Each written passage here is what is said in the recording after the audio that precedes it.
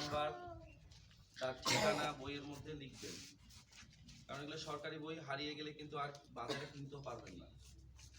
আর আমরা যথাযথভাবে যেভাবে আমাদের স্কুলে ভিজিট আসে, স্যাররা যতটুকু বই এই মাত্রায় বই দিবে, এই জন্য আপনারা অবশ্যই বইয়ের ব্যাপারটাকে গুরুত্ব দিবেন, যেন বই না হারিয়ে যায়, বই মলাট করবেন।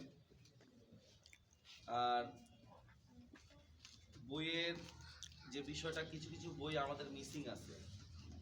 আমরা উপজেলা শিক্ষা অফিসার স্যারের সঙ্গে কথা বলছিলাম, তো উনি বলল যে স্যার আপাতত যেই কয়েকটা করে বই দিচ্ছি আপাতত বাচ্চাদের হাতে দেন, আগামী 15 তারিখের মধ্যে সমস্ত বই দেওয়া হবে।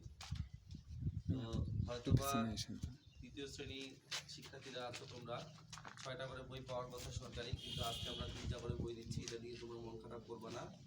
তোমাদের বাকি 3টি বই 15 তারিখের মধ্যে আবার ক্লাসেই দেওয়া হবে, বুঝতে পারছো? ইনশাআল্লাহ।